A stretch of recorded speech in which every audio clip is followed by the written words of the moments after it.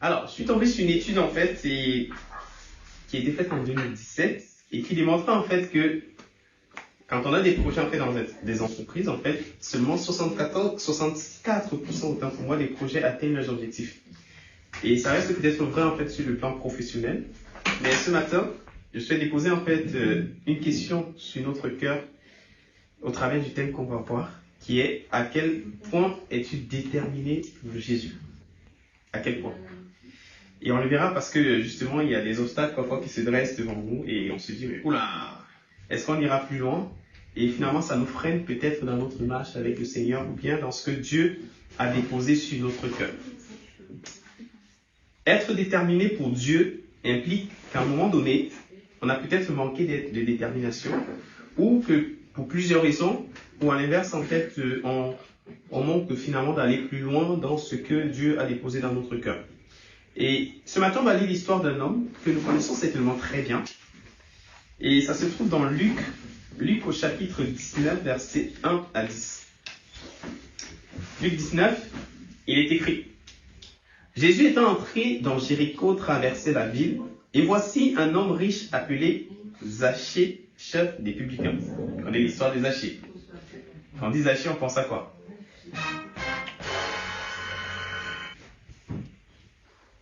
Qu'est-ce qui nous vient à l'esprit quand on parle de Zachée là? On connaît l'histoire? Petite taille. Petite taille, ok. Il voulait tout plus voir la grâce. Tricheur, oui. Ouais. Il voulait voir la grâce. Il voulait voir la grâce. Il est monté sur un arbre. Il est monté sur un arbre. Ok. Bravo. On va lire alors. Alors. Donc, et voici un homme riche appelé Zachée, chef des publicains, cherchait à voir qui était Jésus. Mais il ne pouvait pas y parvenir à cause de la foule, car il était de petite taille. Donc, les deux obstacles déjà, la foule et sa taille. Il courut en avant et monta sur un sycomore pour le voir parce qu'il devait passer par là.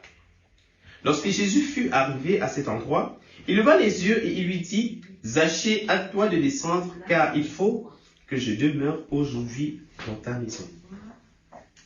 Zachée se hâta de descendre et le reçut avec joie. Voyant cela, tous murmuraient et disaient: il est allé loger chez un homme pécheur. Mais Zachée, se tenant devant le Seigneur, lui dit: voici, Seigneur, je donne aux pauvres la moitié de mes biens, et si j'ai fait tort de quelque chose à quelqu'un, je lui rends le quadruple. Jésus lui dit: le salut est entré aujourd'hui dans cette maison, parce que celui-ci est aussi fils d'Abraham, car le Fils de l'homme est venu chercher et sauver ce qui était perdu. Amen. Belle histoire. Plusieurs questions en fait pourraient traverser notre esprit en ce jour. Qu'est-ce qui est un frein pour aller plus loin dans ce que le Seigneur attend de nous ou attend de toi? Comment comptes-tu y faire face? Parce qu'une chose, c'est de savoir ce qui nous freine. Une autre chose, c'est de savoir comment est-ce qu'on fait pour finalement dépasser en fait cette limite-là. Et qu'est-ce que finalement le Seigneur attend de toi? J'identifie en fait deux éléments principaux pouvant nous ralentir en fait dans notre marche avec le Seigneur au travers de ce texte et qui peuvent finalement être un frein à notre détermination. D'une part, les facteurs internes, c'est-à-dire qui sont propres en fait à nous-mêmes. Et d'autre part, les facteurs externes, exactement, qui viennent plutôt des autres et qui sont plutôt des influences en fait sur nous. Alors, on va commencer par les facteurs internes. Dans cette partie, en fait, on peut se poser la question de savoir qui était Zachée, personnage principal de notre lecture ce matin. Et on l'a un peu dit, en fait, il y a quelques éléments qui ont été un peu donnés tout à l'heure. Et le premier point que je vais prendre, en fait, c'est que Zachée est un homme riche. En fait, on le dit, c'est quelqu'un qui avait beaucoup de biens, qui avait beaucoup d'argent au vu de sa situation, en fait, et du métier qu'il pouvait exercer. Donc, sa situation matérielle, en fait, elle était zen, en fait, comme on dit souvent. Et par contre, ça pouvait être un obstacle, en fait, pour son entrée dans le royaume des dieux, des cieux. La Bible nous parle des hommes riches et de leur attitude, en fait, face en fait, à à la parole de Dieu face au salut. Donc, on se rappelle certainement de cette parabole quand il dit il est plus facile à un chameau de rentrer dans le trou du Lévi qu'à un riche d'entrer dans le royaume des cieux. Donc sa richesse, en fait, bien qu'elle soit en fait matérielle, oui, et qu'elle lui apporte toutes les aisances possibles, en fait, est un frein également, finalement, à son entrée dans le royaume. Et quand on lit le chapitre précédent, donc le chapitre 18, on a justement une histoire comme ça, un homme riche qui vient voir Jésus et il dit, Seigneur, qu'est-ce que je peux faire pour rentrer dans le royaume des cieux? Et Jésus va lui dire en fait les commandements, voilà, tu fais du bien aux gens, tu donnes, il dit, Seigneur, je fais déjà tout ça. Qu'est-ce qui me manque? Et Jésus dit, ok, il te manque une seule chose, va, vends tout ce que tu as et partage-le aux pauvres. Et l'histoire nous dit quoi? Le jeune homme s'en alla triste en fait, parce qu'il avait de grands biens. Donc finalement, sa richesse matérielle était un obstacle finalement pour qu'il puisse rentrer dans le royaume des cieux. Et il va dire, mais non, j'ai tellement de biens en fait. Ces biens, c'était pour lui comme une sécurité en fait. Il se reposait sur ça. Il s'est dit, mais comment je vais lâcher ma sécurité? Hein? Quand on va m'inviter à des restaurants, comment je vais payer? Quand je vais organiser des banquets et tout, comment est-ce que je fais pour gérer ça?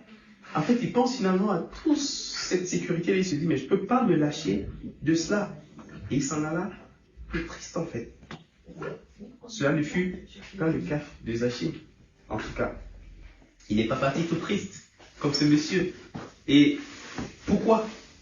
Parce que dans le verset 27 du chapitre 18, il est écrit « Ce qui est impossible aux hommes est possible à Dieu ». Il suffit qu'on ait cette manifestation qui soit finalement présente en fait. Et c'est ce que Zachée a pu manifester, contrairement à l'autre son riche qui a dit « mais non, je ne peux pas me débarrasser de tout ça ». Je vais un peu à la fin parce que Zachée, finalement, quand il a reçu le salut, il dit, en fait, quand Jésus dit, mais le salut est entré chez toi, c'est parce que Zachée arrive à un instant où il dit, la moitié de mes biens, je les partage aux pauvres. Donc pour lui, en fait, il a compris que c'est plus ça, sa sécurité, en fait. Et il dit, si j'ai pris quelque chose à quelqu'un qui ne m'appartenait pas, du surplus, ben, je vendrai 4 fois ce que j'ai pris. Un engagement, en fait, qui montre une vie touchée, transformée. Voilà. Donc, un facteur interne, ça peut être la richesse, les biens qu'on a, qui finalement créent des blocages. Et pour nous, et comme ça a été le cas pour Zachée, se dit, mais non, attends, c'est ma sécurité, c'est quand même mon confort. Et je ne peux pas me détacher de ça. Et quand on regarde en fait les disciples qui ont été appelés par Jésus, c'est impressionnant en fait. Il y a des personnes qui étaient en train de faire les pêcher leur poisson. Et Jésus qui arrive et dit, suis-moi. Il lâche tout et il suit Jésus. Vous voyez, c'est totalement... Je ne dis pas qu'il faut être pauvre. Je dis non plus qu'il ne faut pas avoir des richesses ou des biens, donc ça non. C'est pas ça. Pour les personnes, mais dire quelle est la place finalement de ce bien matériel ou de cette richesse-là par rapport en fait à Jésus. C'est ça qu'on peut se questionner ce matin. Et qui peut être un frein. Ce que nous possédons en fait peut être un obstacle en apparence en fait ou ne pas l'être du tout. Donc voilà. Donc la richesse. Deuxième point, on est en train de voir qui est Zachée. On nous dit que c'était un collecteur d'impôts. Un collecteur d'impôts. Et ces personnes n'avaient pas du tout une bonne réputation. Ils étaient détestés. Vous voyez même déjà, on les catégorise en disant, mais c'est un pécheur. Un collecteur d'impôts. Mais Jésus va manger avec un collecteur d'impôts. Mais c'est pas possible en fait. C'est pas possible. À cause de son métier, il est catégorisé. Il est dans une classe. Et pourquoi? Parce que je me suis dit, mais j'arrive à me questionner pour savoir pourquoi est-ce que ces collecteurs d'impôts, ils étaient si mal vus. Parce qu'au final, il y a toujours des collecteurs d'impôts. Bon, on est passé un peu à la période des déclarations des impôts là. Ça pique un peu, on se dit, voilà, avec tout ce qu'on nous a prélevé, on va encore payer tout ça, mais voilà. Mais c'est pas pour autant qu'on déteste les personnes qui nous font des déclarations. Bon, il y en a qui ont souri pour dire, peut-être un peu. Je ne vise pas. Mais en fait, il y avait le système en fait qui justement était un peu biaisé et qui faisait en sorte que ils étaient mal vus. Et ils ne pouvaient pas en fait forcément être bien vus à cause justement de ce système-là et de la société. Ils n'avaient pas le choix en fait. Pour gagner leur vie, ils devaient prélever plus qu'il le devait en fait. Vous allez comprendre pourquoi. Les Romains, ce qu'ils faisaient, c'est qu'ils accordaient en fait aux plus offrants la tâche de collecter les impôts dans un territoire déterminé. En gros, j'ai dit, on te donne Capharnaüm, allez. Tu dois collecter, bon, on va prendre quelque chose qui est plus intéressant. Allez, Fresnes. On dit, tu vas collecter les impôts à Fresnes. Il y a plusieurs candidats qui viennent. Il dit, ok, moi, je vous promets que je vous verse 100 000 euros pour les collectes des impôts dans l'année. Ok. Quelqu'un d'autre vient et dit, non, moi, 110 000. L'autre vient et dit, ok, moi, non, je vais aller un peu plus, 115 000. En cela, on fait une comparaison. On regarde, on dit, mais 100 000, 110 000, 115 000. Tu es d'accord avec moi que celui qui dit, ok, moi, je vous ramène 115 000, on dit, ok, toi, tu gagnes le marché. Donc, tu as le droit d'aller collecter autant que tu veux, pourvu que tu ramènes les 115 000. C'était ça, en fait, comment c'était marchandé. Donc, il fallait qu'ils vivent, il fallait qu'ils aient aussi des biens et tout ça. Et donc, il n'allait pas collecter 115 000. Il allait collecter bien plus, 150, 200, pour pouvoir avoir plus, reverser ce qu'il avait pris comme engagement et garder le reste pour lui. Vous voyez comment le système était un peu fait? Donc, tu ne payais pas les impôts forcément par rapport à ce que tu devais payer, mais par rapport à ce que celui qui collectait t'imposait, suivant le marché qu'il avait passé avec les autorités romaines. Parce qu'il avait un engagement, il devait le respecter. Donc, le plus offrant gagnait le marché. Il pouvait aller collecter les impôts. Le collecteur d'impôts ne recevait aucun salaire en fait pour son travail. Donc c'était à lui-même de se rémunérer par rapport à ce qu'il avait gagné. Donc vous voyez que il n'était pas forcément bien vu des gens. Vous dites, mais tu nous imposes en fait des taxes. Tu viens de collecter. Mais on ne va pas trop regarder en fait les Romains qui sont derrière et qui vont prendre l'argent. Mais c'est plus celui qui est devant qui vient dire, mon ami, il faut que tu payes ta taxe. Vous voyez. Il n'avait pas le choix. Ils devaient agir, ils devaient vivre, et ils étaient bien vus, ils étaient des personnes, voilà. Donc, ils pouvaient collecter un peu plus en fait. Donc, son travail pouvait être également un frein finalement. Et amener les autres à le détester, à ne pas l'aimer du tout, à le considérer en fait comme un pécheur, comme quelqu'un qui abuse en fait sur les autres, parce qu'il essaie de amasser et amasser et amasser toujours. Et tout simplement parce que le surplus lui revenait. Et il fallait qu'il s'en sorte avec une coquette somme quand même. Après avoir remis au gouverneur ce qui lui était dû. Parmi les disciples également, une personne qui était un collecteur d'impôts. C'est qui? Matthieu. Bingo. Matthieu également, c'était un collecteur d'impôts. Et il a eu du mal à intégrer aussi le rang des disciples parce que mais lui là, mais comment on ne peut pas marcher avec lui? Hein? Lui, il passe le temps à nous poursuivre en fait pour nous demander de l'argent et tout ça. Mais voilà, c'est pas parce qu'il est collecteur d'impôts que Jésus n'a pas un intérêt pour lui. Jésus a un regard sur tout le monde. Il aime tout le monde. Hein? Et il veut que chacun soit sauvé, peu importe de quelle classe sociale en fait la personne se trouve. Riche, pauvre et tout, voilà. Tant qu'on a un cœur qui veut se tourner vers Jésus, il veut également nous sauver.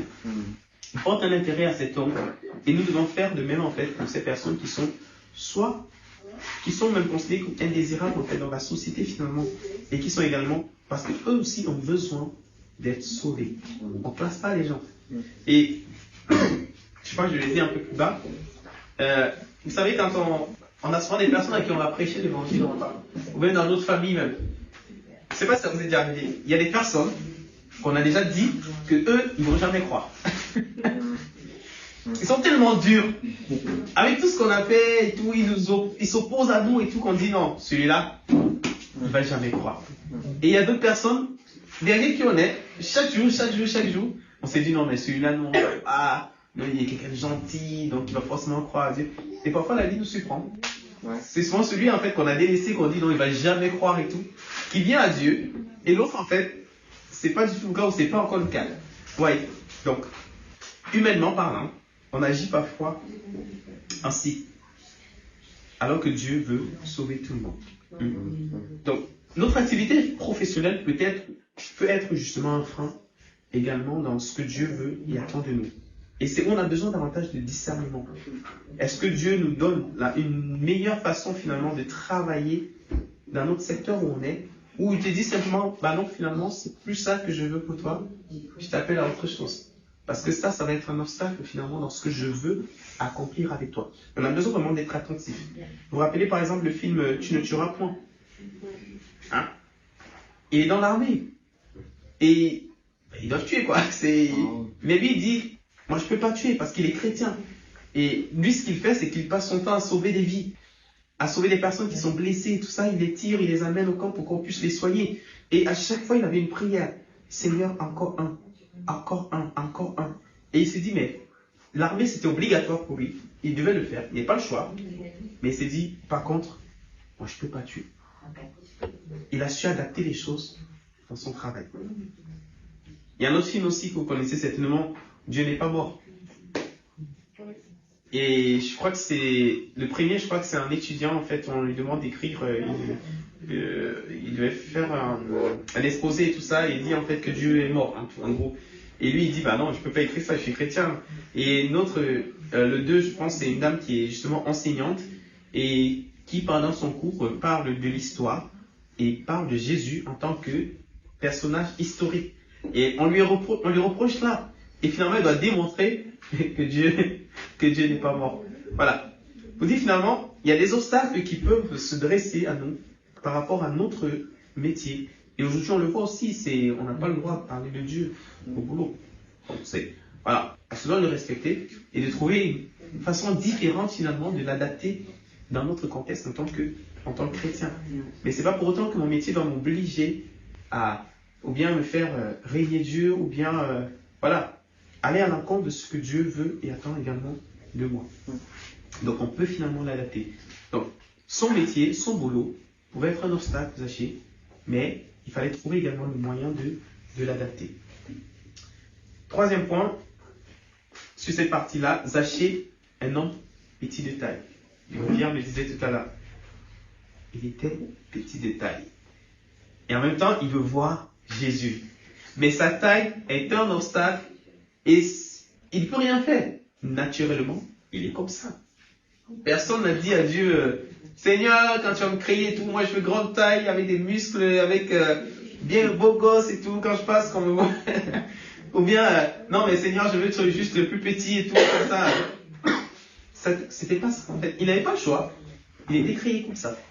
Et comme nous, on n'a pas le choix, on est créé tel qu'on est. Mais parfois, en fait, on se limite, en fait, on regarde plus, en fait, à ce qu'on n'a pas qu'à ce qu'on a. Et on oublie, en fait, que ce qu'on a peut être un avantage, en fait, sur quelque chose d'autre. Vous voyez un peu? Et c'est pourquoi, oui, on peut très, très vite, en fait, tomber dans ce piège-là. On se dit, mais, ah non, Seigneur, allez, je prends, il y a une personne qui l'a dit, Moïse. Quand Dieu a appelé Moïse, il a dit, mais Seigneur, moi, je ne sais pas parler. J'ai un handicap. Et son handicap, finalement, est un obstacle. Et il se dit, mais Seigneur, je ne peux pas y aller. Jésus lui dit, mais Dieu lui dit, qui a créé la bouche? C'est moi. Parce que je dis, tu bègues et tout, tu peux parler au peuple et tout, mais c'est moi qui ai créé la bouche. Donc, en gros, je suis capable de changer les choses en fait. Ce que tu trouves comme un obstacle, comme une difficulté, non. Moi, je peux en voir cela un avantage, quelque chose que je peux utiliser pour pouvoir aller plus loin. Et parfois, on se bloque donc justement par rapport à cela, par rapport à notre physique, par rapport à notre être, notre taille, notre, je sais pas, corpulence et tout ça, voilà. Des éléments comme ça, pour lesquels on ne peut rien faire, on a été créé comme ça. Donc, on comprend en fait qu'on a un avantage avec la manière dont on a été créé. Moi, je me dis, si j'étais au Cameroun, je pourrais parfois me faufiler un peu dans le milieu musulman. Je crois. Alors que je suis pas du tout musulman, hein, parce qu'en fait, il y a des tribus musulmanes chez nous au Cameroun, 2. Et chez nous, on avait un voisin qui est musulman, et qui est un chef des musulmans. Donc, il y avait beaucoup de visites, en fait, il y avait beaucoup de personnes qui passaient là-bas.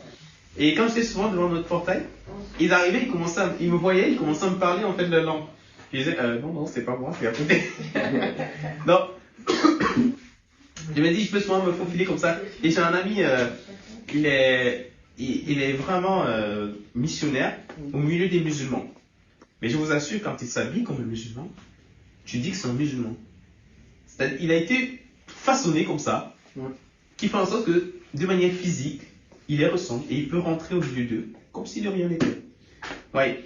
Et quand je vois l'histoire de l'apôtre Paul et tout, qui était romain, qui était en fait, Dieu avait fait en sorte qu'il avait toutes ces casquettes-là, et il pouvait passer où il pouvait. En fait, partout, il pouvait passer. Oui, donc parfois, il y a des éléments qu'on croit être des obstacles pour nous, qui sont plutôt aussi des avantages, et qu'on ouvre juste les yeux. Zachée était petite taille, mais il ne se limite pas à cela. Il ne se limite pas à cela. Il va faire quoi? Il va aller monter sur l'arbre, sur le sycomore. Et je le dis un peu plus bas, mais bon, là, je vais peut-être spoiler là maintenant.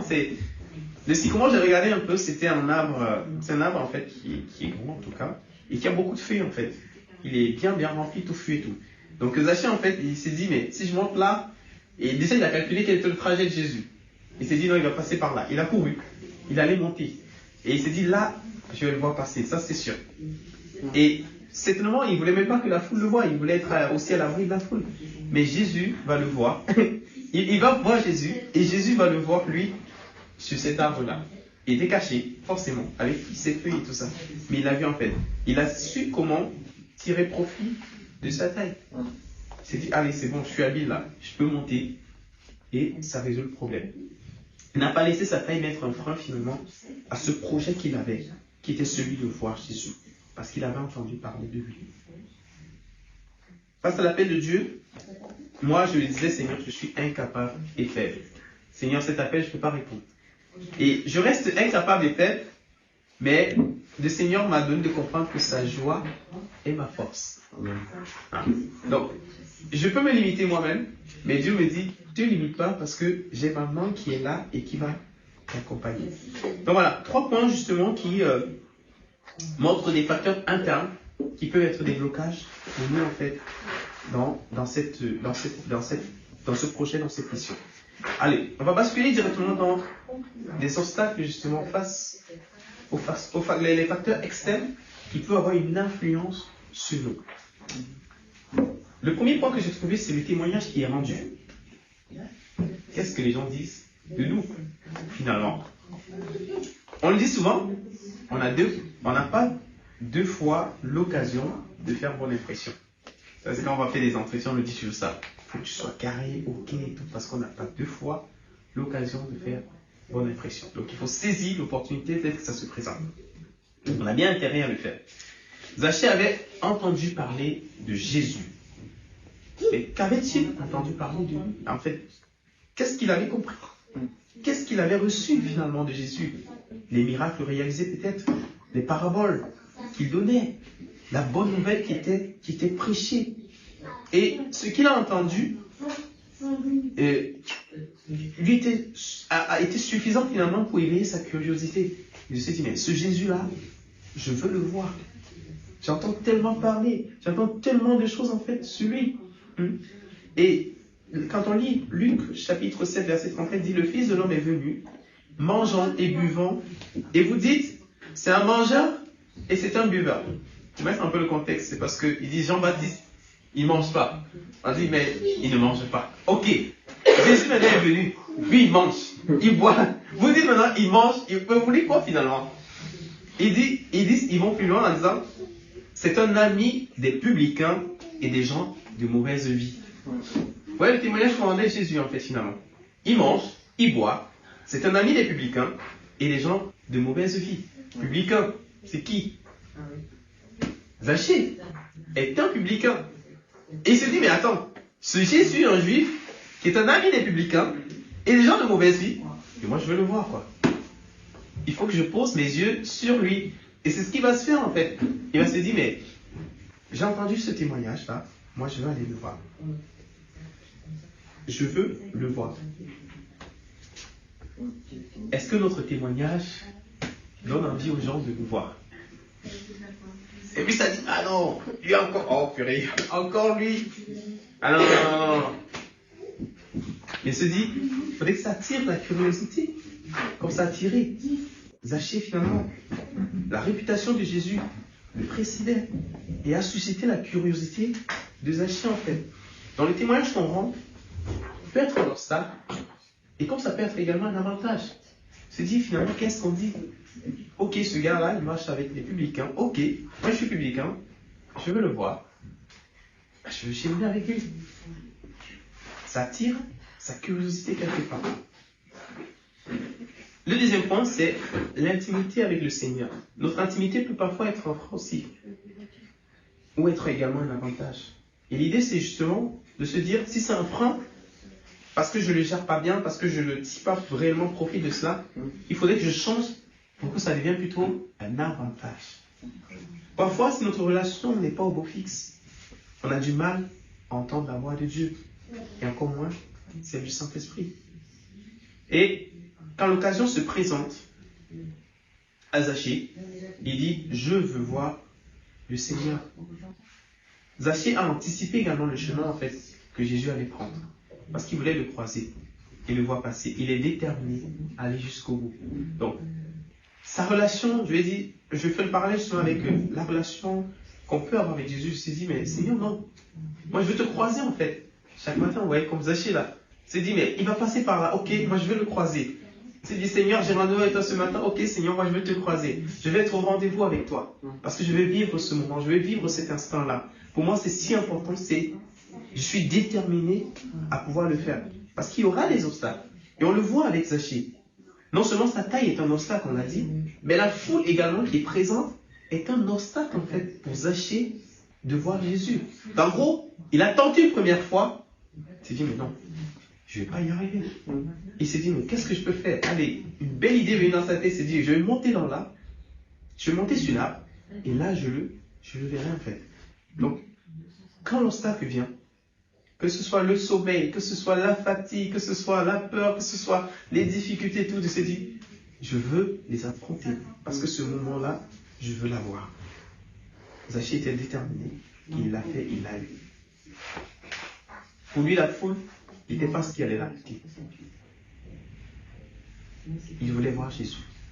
Et quand il est allé pour voir Jésus, Jésus l'a vu. Jésus l'a vu. Zachée avait peut-être prévu d'être à l'abri des regards des autres et tout. Mais finalement, ça n'a pas été le cas. Parce que Jésus a dit, Zachée, descends. Moi, je viens chez toi. Ok. Là, c'est la réponse claire et nette dans le cœur de Zachée. C'est dit, ce gars qui marche avec des publicains, qui mange avec des gens de mauvaise, qu'on considère de mauvaise vie et tout. Il dit, mais ok, moi je viens chez toi également. Et ça m'a fait penser à une parole. Apocalypse 3, verset 20. Je me tiens à la porte de ton cœur et je frappe. Si tu entends ma voix et que tu m'ouvres, j'entrerai chez toi, je souperai avec toi et toi avec moi. Et c'est ce que Jésus va faire à Zachée. Il va aller souper avec lui, il va aller manger avec lui, il sera chez lui, il sera hébergé chez lui. Quelle grâce d'accueillir le Seigneur. Et descendre de là.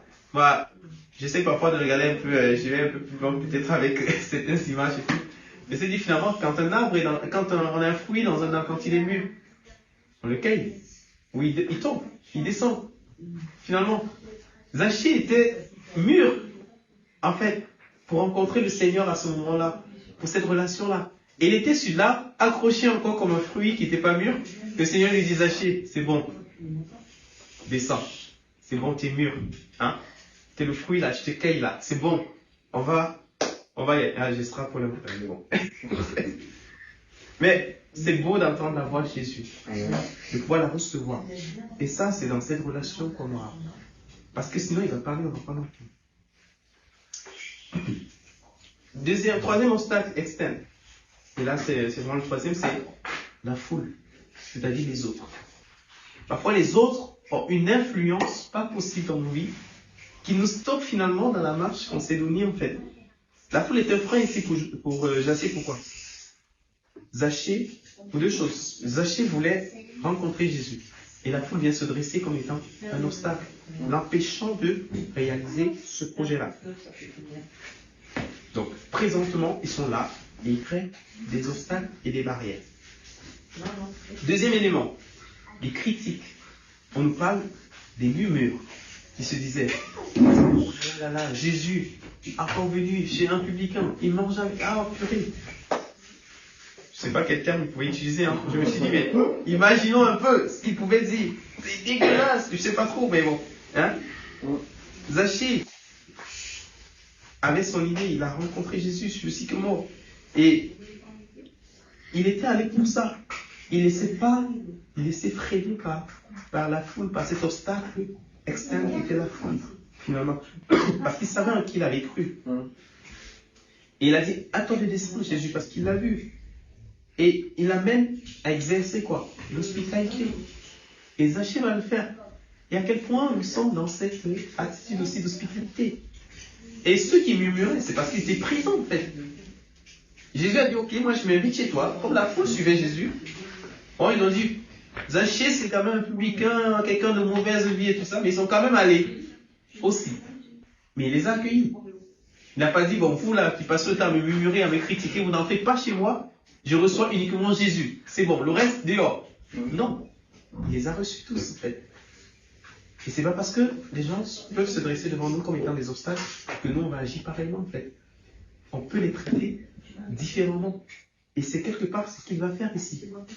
Il va les accueillir et donner un témoignage différent de ce que les autres pouvaient dire, en fait. Même s'ils étaient chez lui et qu'ils murmuraient toujours, son attitude à lui était différente. Et on va voir comment est-ce qu'il va agir aussi avec bonté avec eux. Parce qu'il va dire, Seigneur, moi s'il m'est bien, je les donne pauvres. Même si on me critique, même si je prévois de le leur donner. Et si j'ai pris plus à quelqu'un, je donne 4 fois. Et je crois que la foule, il devait être très content de dire, ah mince, ça c'est le jackpot que je dis là. Non seulement on vient après, on rentre avec un gros paquet là et tout, où les pauvres se disent, mais oui, on gagne quelque chose en fait. Les murmures concernaient Jésus aussi de près. Et ils peuvent être finalement un obstacle aussi pour Zachée parce qu'ils créent une barrière quelque part. C'est incroyable en fait comment les gens trouvent parfois intéressant de débattre et d'avoir des avis ou des choses à dire sur la vie des autres. C'est impressionnant.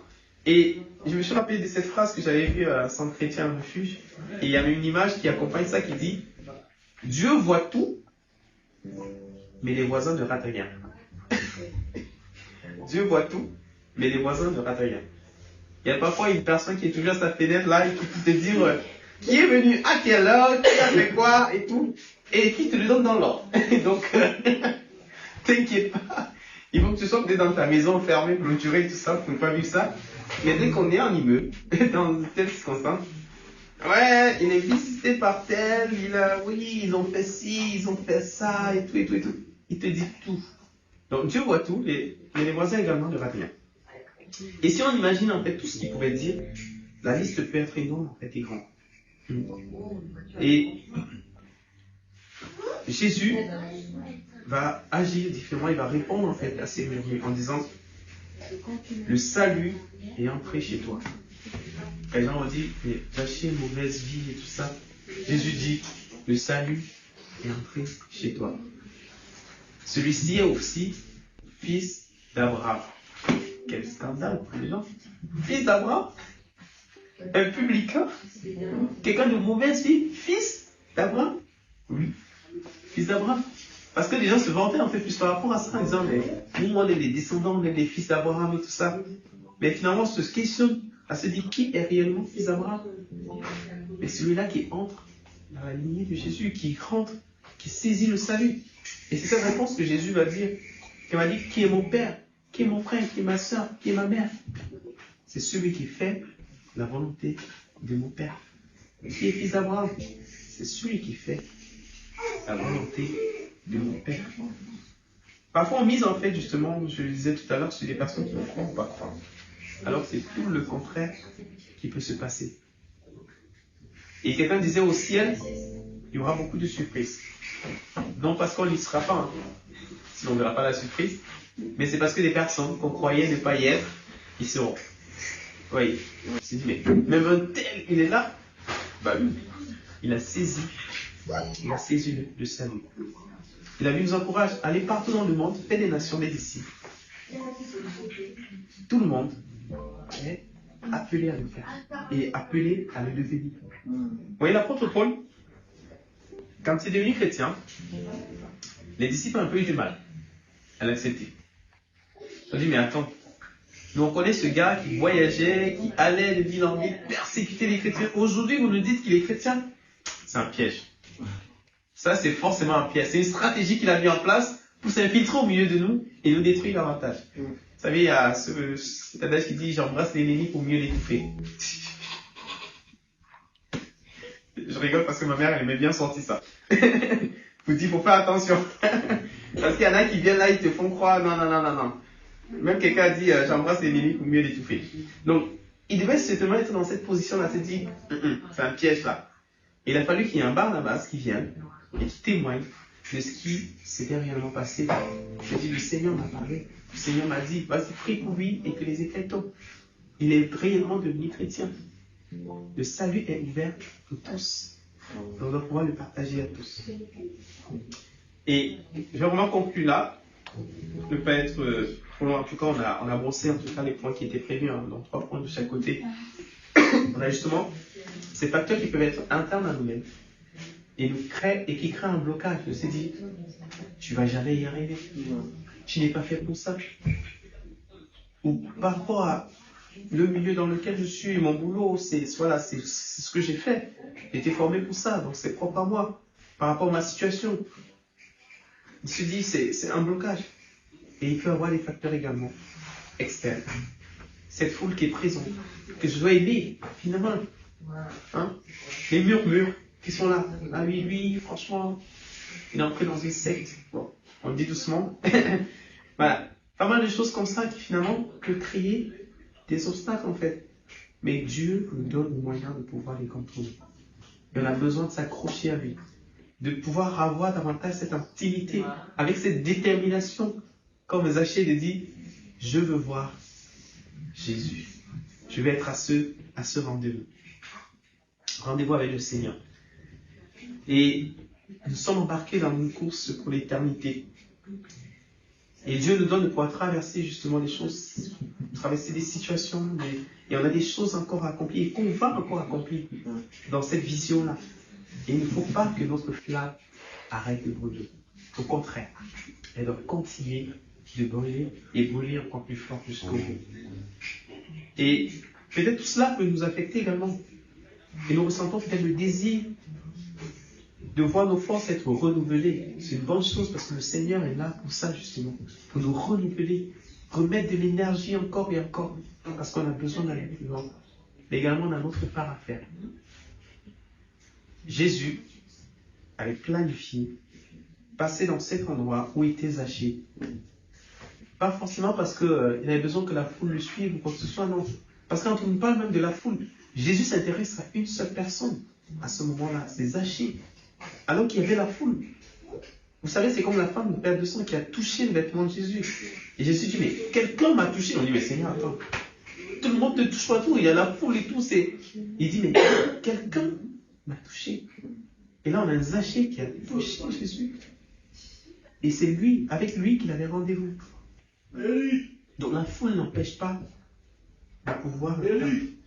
Et c'est ce que le Seigneur veut encore faire avec nous. Ces obstacles qui sont là, qui sont dressés, ne peuvent pas empêcher Dieu d'agir comme il a prévu. Mais c'est à nous aussi de pouvoir être déterminés d'aller jusqu'au bout. De se dire, il y a cet obstacle-là. Et Seigneur, non, je ne veux pas me limiter à cela. Mais je veux aller plus loin pour atteindre finalement ce que tu veux et attendre de nous. Et Dieu fera le reste. Est-ce qu'on peut prendre un petit temps pour prier par rapport à cela? Voilà, Seigneur,